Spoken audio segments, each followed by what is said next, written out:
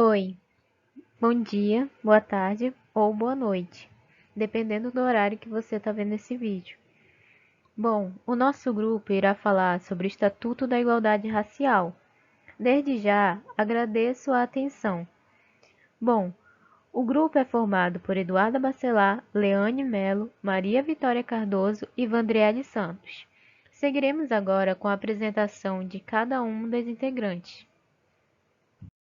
Oi, me chamo Eduarda Bacelar e vou falar sobre o direito de liberdade de consciências e de crenças ao livre exercício de cultos religiosos.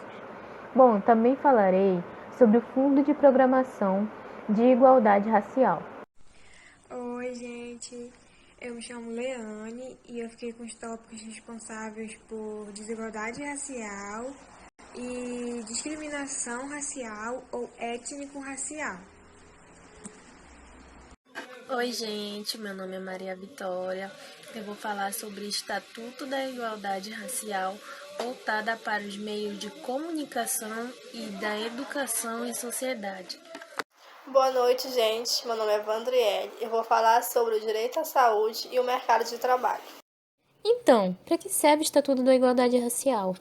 Bom, de forma resumida, eu posso dizer que ele serve como enfrentamento do racismo e da desigualdade racial, e tem como objetivo principal proporcionar a igualdade de oportunidades para a população negra, na defesa de seus direitos étnicos individuais, difusos e coletivos.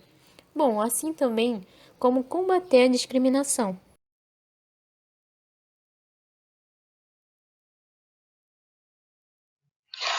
Bom, vou começar falando primeiro sobre o direito à saúde.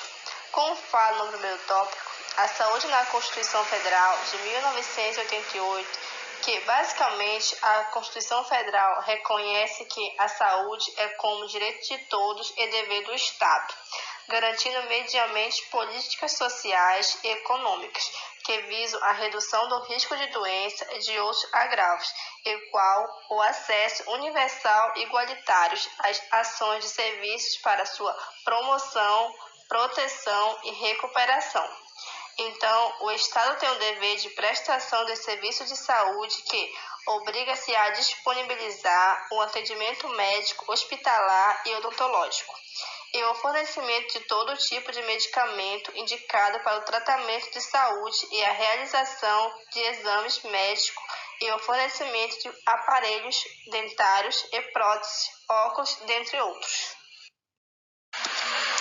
Já no segundo tópico fala o caminho da universalização dos serviços de saúde, que fala sobre o estudo da história da saúde pública, revela o tratamento desigual a que esteve submetida a população brasileira, pelo qual fica ausente ou pouca intervenção do poder público e a restrição de serviços de saúde a determinadas classes sociais.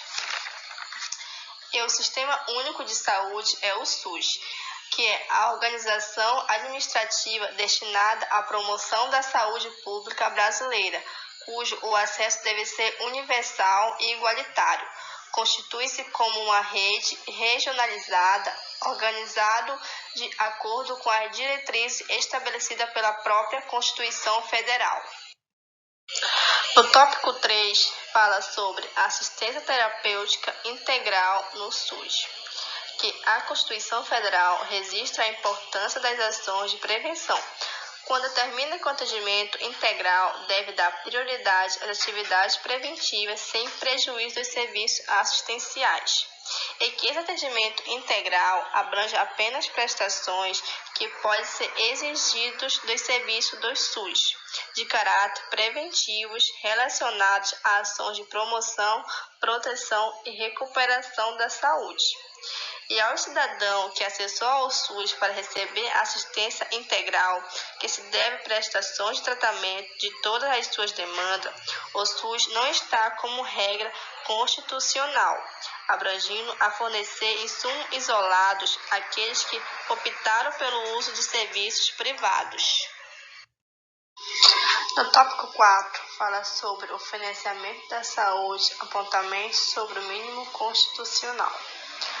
Então, A vinculação do financiamento ao mínimo constitucional permitido significa que, sem dúvida, é uma garantia conferida pela Constituição Federal de 1982 ao direito fundamental à saúde, sendo difícil o cumprimento dos deveres relacionados à saúde, se não houver uma vinculação mínima do orçamento público.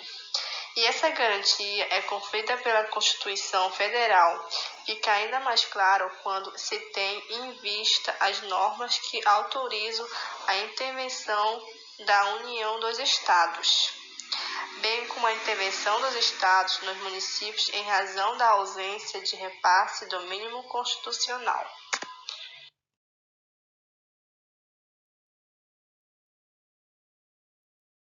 Do direito à educação, segundo o Estatuto da Igualdade Racial, afirma que o estudo da história africana e da população negra no Brasil é obrigatório em estabelecimentos de ensino fundamental e médio, públicos e privados. Ele fala também que nas datas comemorativas, os responsáveis pela educação incentivarão a participação dos representantes do movimento negro para debater com os estudantes suas vivências relativas ao tema em comemoração da data. Além do mais, visa também estabelecer programas de cooperação técnica nos estabelecimentos de ensino públicos, privados e comunitários, como as escolas da educação infantil, ensino fundamental, ensino médio e ensino técnico, para a formação dos alunos baseada em princípios ou equidade, de tolerância e de respeito às diferenças étnicas. Além do mais, os cursos de pós-graduação podem criar incentivos a pesquisas e programas de temas referentes às relações étnicos, aos quilombos e à questão pertinente à população negra.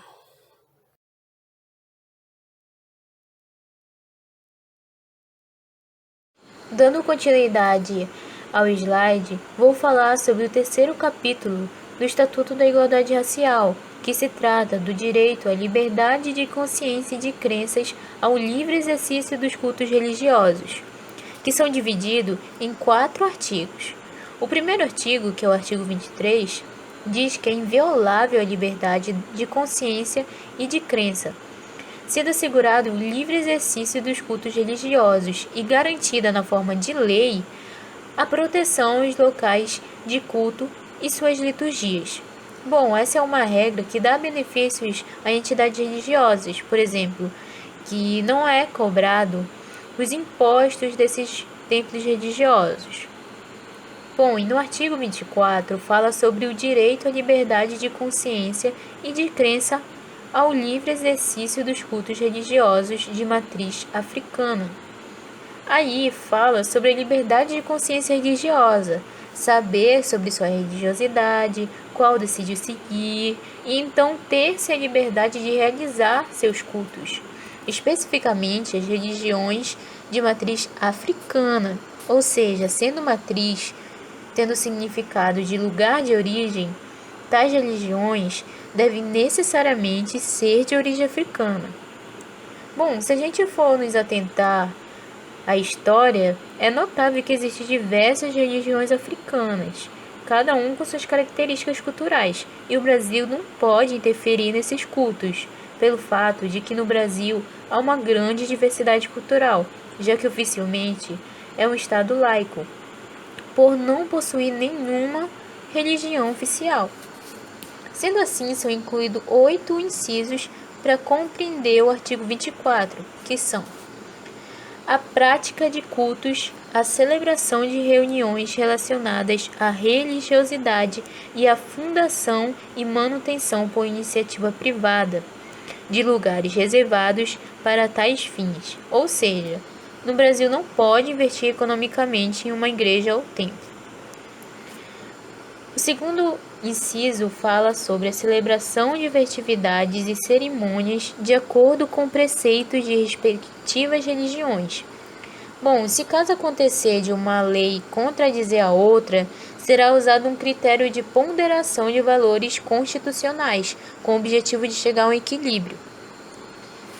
Seguindo aos incisos, falamos também sobre a fundação e a manutenção por iniciativa privada de instituições beneficentes ligadas às respectivas confissões religiosas.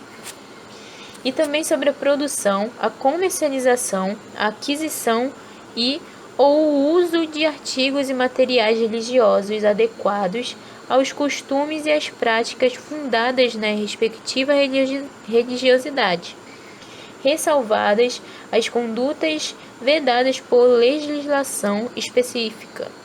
Bom, aí diz que as religiões podem fazer o que quiser, sendo que não seja fora da lei. Seguindo os incisos, segue para o 5º inciso, que fala sobre a produção e a divulgação de publicações relacionadas ao exercício e à difusão das religiões de matriz africana. Ou seja, é permitido que haja uma publicidade sobre qualquer religião africana. No inciso 6, fala sobre a coleta de contribuições financeiras de pessoas naturais e jurídicas de natureza privada para a manutenção das atividades religiosas e sociais das respectivas religiões. Ou seja, se sobrar algum dinheiro utilizado para a manutenção da religião, não deve ser devolvido, porque um dos objetivos da gestão da religião é propagar suas informações, que podem ser por meio de construção de novos templos ou igrejas, contratando pessoas para realizar essa propagação e outros meios. No inciso 7, fala sobre o acesso aos órgãos e aos meios de comunicação para a divulgação das respectivas religiões. E no 8, finalizando, fala sobre a comunicação ao Ministério Público para abertura de ação penal em face de atitudes e práticas de intolerância religiosa nos meios de comunicação e em quaisquer outros locais. Seguimos então com o artigo 25, onde fala que é assegurada assistência religiosa aos praticantes de religiões de matrizes africanas internados em hospitais ou em outras instituições de internação coletiva, inclusive aqueles submetidos à pena privativa de liberdade. E no artigo 26, fala sobre o poder público adotará as medidas necessárias para o combate à intolerância com as religiões de matrizes africanas e à discriminação de seus seguidores, especialmente com o objetivo de...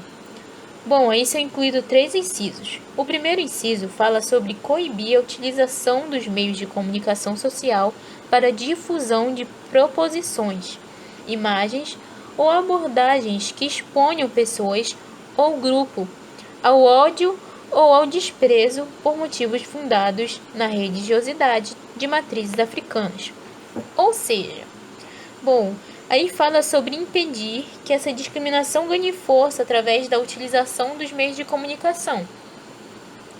No inciso 2, fala sobre inventariar, restaurar e proteger os documentos, obras e outros bens de valor artísticos e cultural ou monumentos, mananciais, flora e sítios arqueológicos vinculados às religiões de matrizes africanas.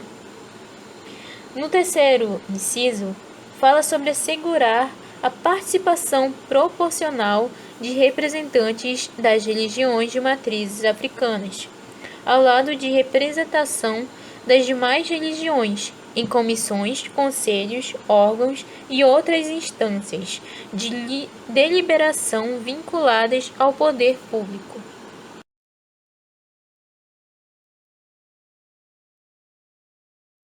Agora irei falar sobre o 4º capítulo do Estatuto da Igualdade Racial, onde se trata do Fundo da Promoção da Igualdade Racial.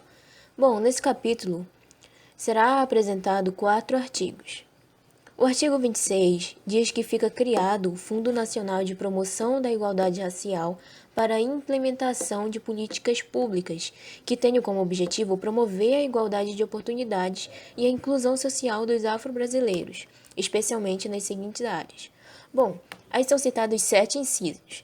Resumidamente, eles visam garantir a igualdade de oportunidades para a população negra na educação, no emprego, saúde, qualidade de vida, divulgação no meio midiático, incentivo aos pequenos negócios, apoio aos programas, projetos e tradições culturais. Seguimos então para o artigo 27, o qual fala sobre que o Fundo Nacional da Promoção da Igualdade Racial será composto de recursos provenientes da Lei Orçamentária da União. Aí são incluídos 9 incisos que falam de onde podem vir esses recursos, como, por exemplo, o inciso 3, que fala sobre transferências voluntárias do Estado, do Distrito Federal e dos municípios, ou seja, pode ocorrer esses investimentos como iniciativa do próprio Estado. Aqui no artigo 28, diz que o Fundo Nacional de Promoção da Igualdade Racial está administrado pelo Conselho Nacional de Defesa da Igualdade Racial, instituído pelo Poder Executivo Federal, nos termos do artigo 4º dessa lei. Bom, no artigo 29, fala basicamente que as pessoas que se identifiquem no registro de nascimento como preto, pardos ou negros terão prioridades ao buscar benefícios no Fundo Nacional de Promoção da Igualdade Racial.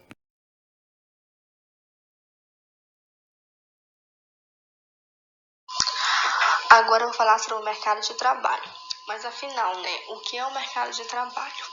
O mercado de trabalho ele envolve a interação entre a mão de obra e empregadores.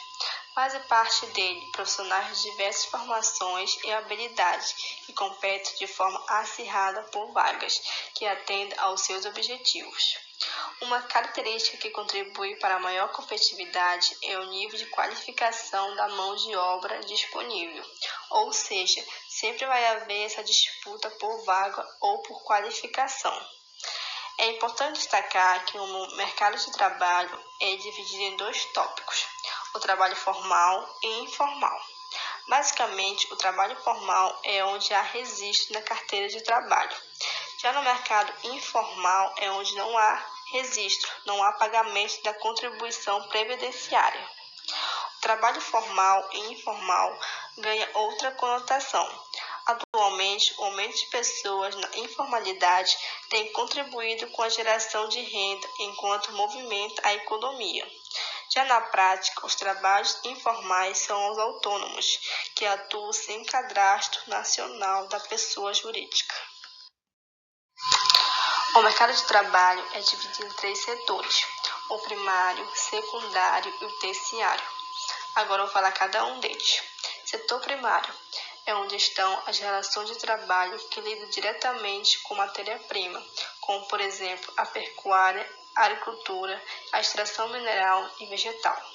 Já no setor secundário, as relações de trabalho que lidam com a transformação da matéria-prima, construindo instrumentos utilizáveis como a construção civil e as indústrias. No setor terciário é onde estão as relações de trabalho interpessoais, ou seja, onde existe correspondência entre as pessoas.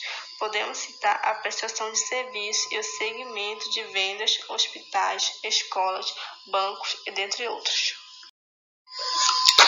Agora eu vou falar sobre os jovens no mercado de trabalho.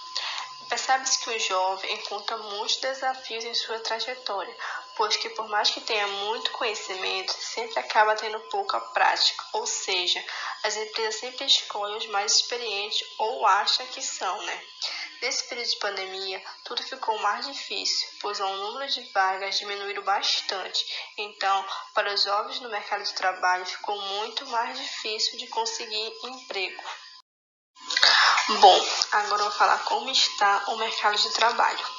O vírus afetou empregos, prejudicou a produção industrial, causou a redução de salários, interferiu na área de comércio e serviços. Para o especialista, estamos pela maior crise de geração e manutenção de empregos. Hoje, profissionais precisam adequar-se à nova rotina, concluindo o trabalho com a rotina doméstica. Ou seja, eles nem todos conseguem fazer isso ao mesmo tempo. Fazer o trabalho profissional e fazer os deveres de casa.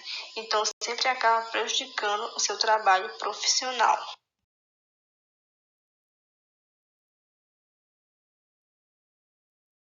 Bom, o Estatuto da Igualdade Racial, vamos ter o artigo 1, que ele vai ser destinado a garantir à população negra a efetivação da igualdade de oportunidade.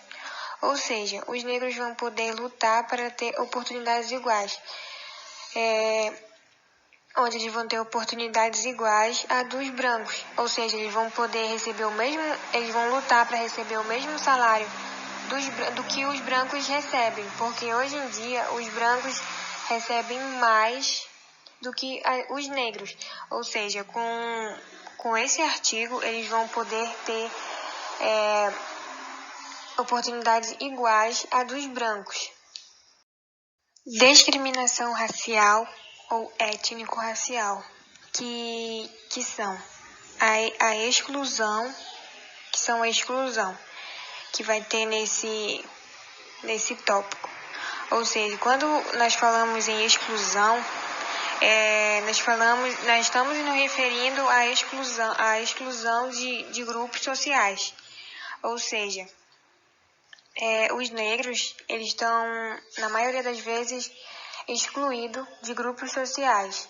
O exemplo disso é quando, na maioria das vezes, está relacionado ao trabalho assim, de escola, onde os negros eles vão ser sempre excluídos desse grupo de trabalho pela cor deles.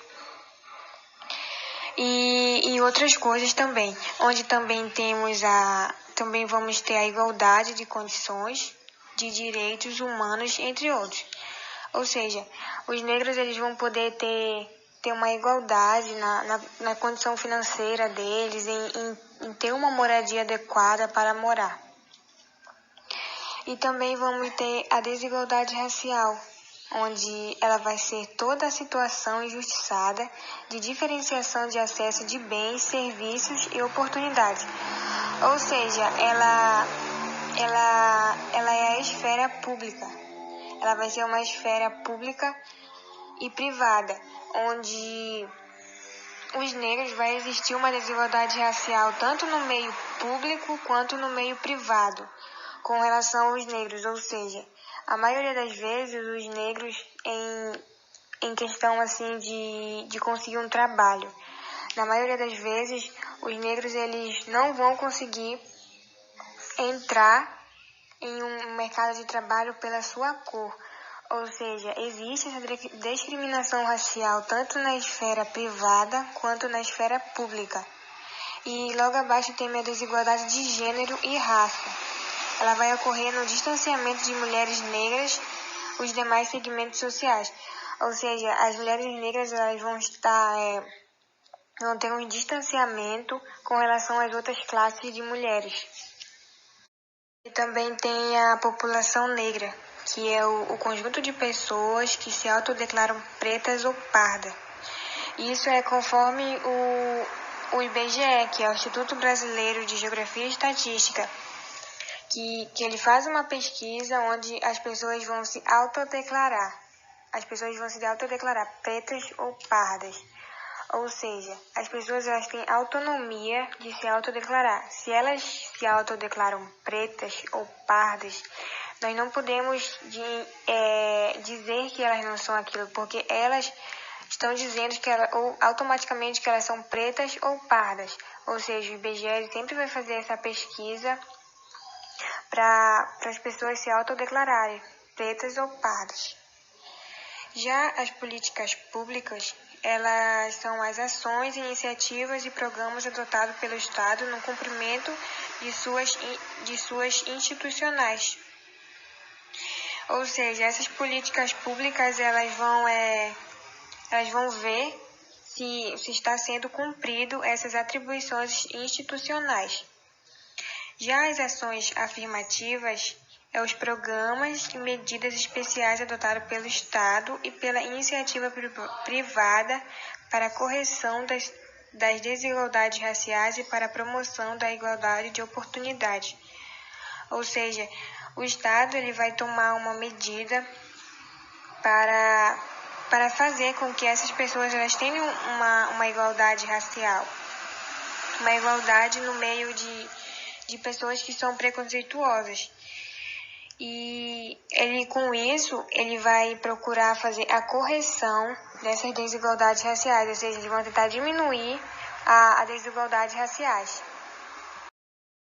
A discriminação direta, ela é a que sempre tem razão da origem racial, étnica, nacional ou em outra pessoa, seja objeto de tratamento menos favorável do que aquele que tenha sido ou possa vir a ser dado a outra pessoa em situação comparável.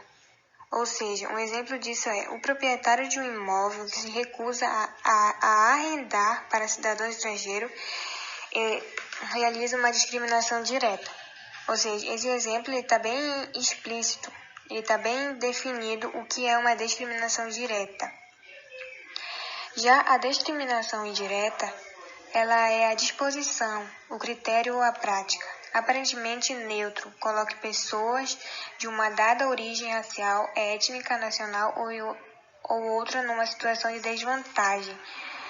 Ou seja, um exemplo é uma empresa que tenha como condição para a promoção dos funcionários o facto de falar a língua portuguesa sem sotaque. Pode parecer um critério neutro, mas acaba por excluir todos os funcionários que não tenham português como língua nativa, a não ser que a função a ser exercida justifique que o candidato apresente uma determinada adição, como no caso dos tradutores.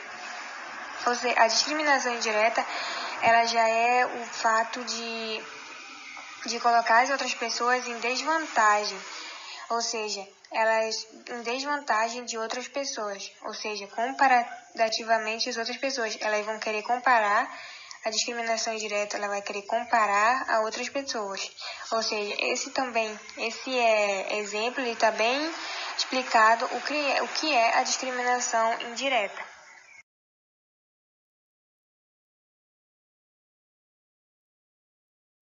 Bom, agora vamos para a desigualdade racial. A desigualdade racial, ela é um assunto bastante extenso e um assunto meio complexo.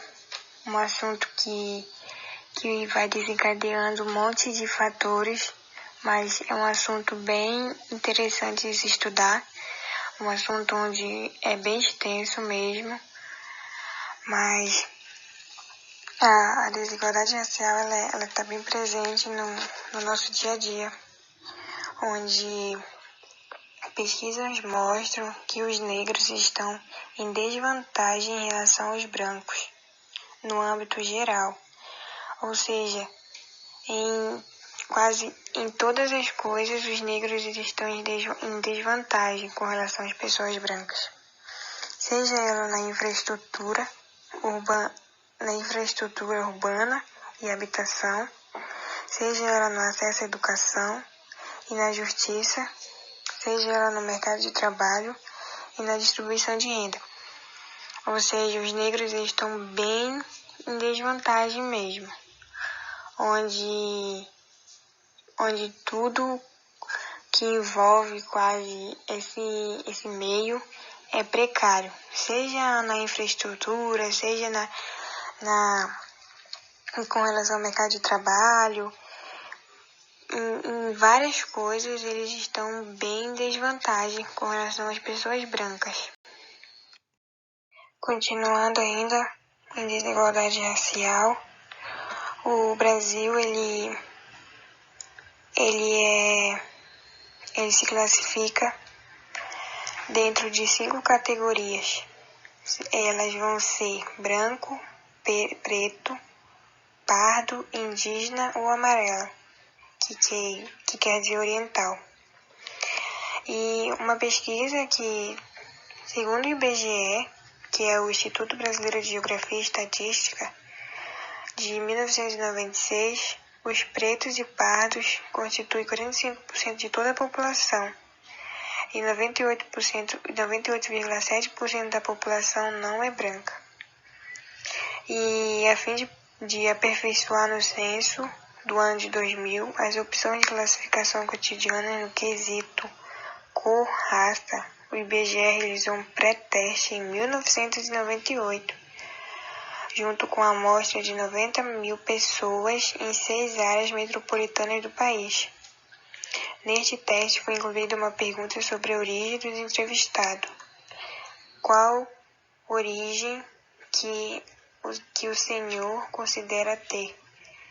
Tantas respostas a perguntas abertas quanto a formulação fechada. A opção origem brasileira foi escolhida pela grande maioria dos entrevistados.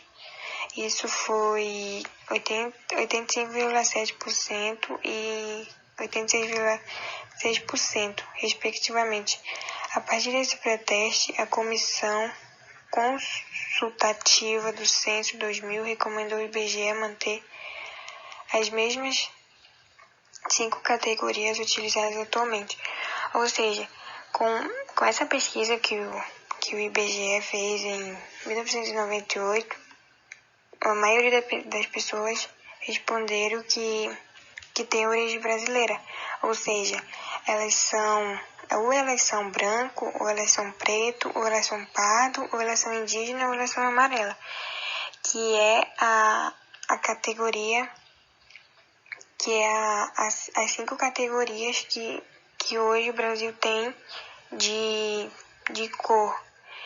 E isso, nessa pesquisa, demandou uma grande quantidade mesmo de pessoas que se consideravam dentro dessa estatística, dentro dessa categoria aí de cor. Racial, o fator que me chamou mais atenção foi com relação ao mercado de trabalho, onde, segundo o IBGE, uma pesquisa que ele fez em 2019, a taxa de desemprego dos negros era de 14%, e enquanto a taxa de desemprego dos brancos era de 9,3%, ou seja, um percentual bem abaixo dos negros. E com isso vem com relação a melhor firmamento. Ou seja, os brancos eles ganham mais que os negros e eles vivem em condições melhores que os negros, sendo que a taxa de desemprego deles é menor do que dos negros e eles vivem em condições melhores que a dos negros. Isso é uma coisa que é bem mesmo desigual, porque os brancos eles têm uma desocupação de 9,3% e os negros têm 14%, o que é muito uma taxa alta. Na tabela aqui temos o percentual de pessoas que residem em domicílios com alguma inadequação. Ou seja, os brancos que vivem em domicílios com alguma inadequação são 15,10%. Homens pretos ou pardos são 26,6% que vivem em domicílios que não são adequados para a moradia. Mulheres brancas são 15%, um percentual quase um percentual grande. Mulheres pretas ou pardas, um percentual de 26,40%.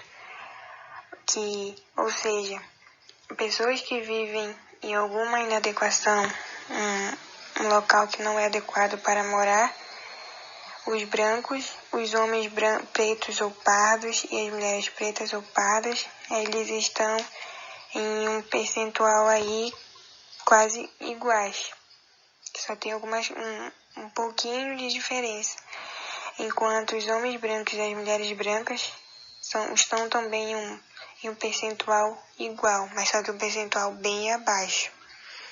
Aí, com isso, a gente pode perceber que é bastante complicado, pois os homens brancos que estão vivendo em lugares que são inadequados um percentual bem baixo do que os homens pretos ou pardos, que é um percentual alto que estão vivendo em lugares que não são adequados para a moradia.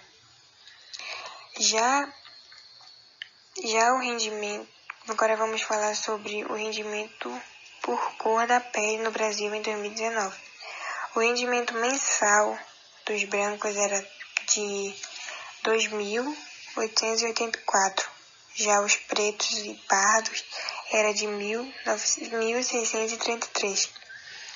Ou seja, os brancos têm esse rendimento mais quase que o dobro dos negros.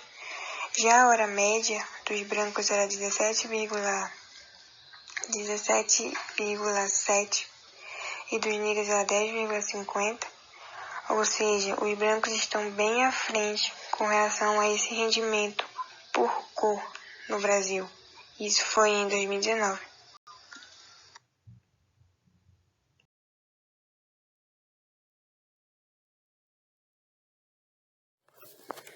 Falando um pouco do direito aos meios de comunicação, segundo o Estatuto de Igualdade Racial, a produção veiculada pelos órgãos de comunicação valorizará a herança cultural e a participação da população negra na história do país.